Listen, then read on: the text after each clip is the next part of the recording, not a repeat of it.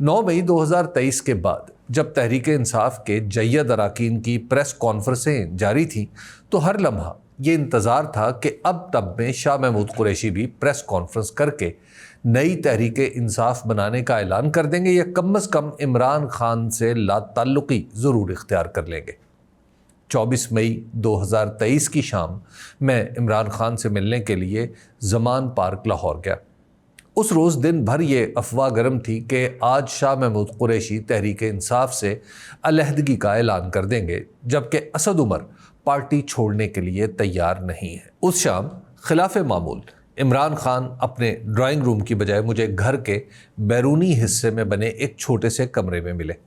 मैंने उनसे बाहर फैली अफवाह का जिक्र किया तो उन्होंने बड़े यकीन से कहा कि शाह महमूद कुरैशी बिल्कुल भी पार्टी नहीं छोड़ेंगे और असद उमर किसी भी वक्त अलहदगी का ऐलान कर देंगे। मेरे लिए इमरान खान का यकीन हैरान कुन था। जैसे ही मैं उनसे मिलकर बाहर निकला तो मोबाइल फ़ोन पर असद उमर की प्रेस कॉन्फ्रेंस के पैगामात आ रहे थे। उसके कुछ देर बाद ही उन्होंने प्रेस कॉन्फ्रेंस करके सेक्रेटरी जनरल के ओहदे से इस्तीफ़े का ऐलान कर दिया और नवंबर 2023 में सियासत ही छोड़ दी। शाह महमूद कुरैशी पार्टी में ही रहे, उन पर मुकदमे भी बने, उन्हें जेल भी जाना पड़ा, मगर तहरीक इंसाफ से अलग होना उन्होंने गवारा नहीं किया। 5 अगस्त 2023 को जब इमरान खान गिरफ्तार हुए तो ये पाकिस्तानी सियासत का ऐसा ज़लज़ला था जो आज तक जारी है। शाह महमूद कुरैशी उस रोज़ गिरफ्तार नहीं हुए।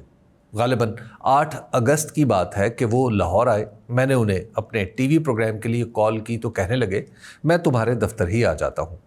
वो दफ्तर आए, प्रोग्राम शुरू हुआ तो मैंने उनसे इस्टेब्लिशमेंट के साथ मामलात दुरुस्त करने के बारे में पूछा। उन्होंने वाज़े लफ्ज़ों में कहा कि फ़ौज के साथ हमारा कोई झगड़ा नहीं। प्रोग्राम ख़त्म होने के बाद मैंने उनसे पूछा कि आप कब गिरफ्तार हो रहे हैं। हंसकर कहा, मेरे बस में हो तो कभी जेल ना जाओ, लेकिन लगता यह है कि अब ज़्यादा दिन बाहर नहीं रह पाऊंगा। ये शायद उनका आखिरी टीवी इंटरव्यू था।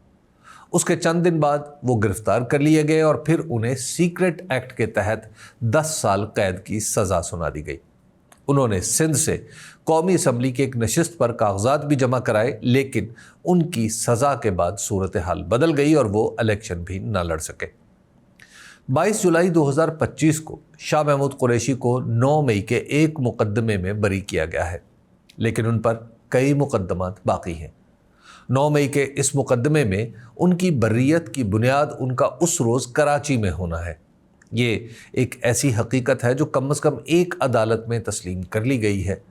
अदम मौजूदगी की वजह से उनकी बर्रियत का मतलब है कि इस्तगासा ने 9 मई की साजिश की जो कहानी बना रखी है उसके तारो पाव भी बिखर गए हैं।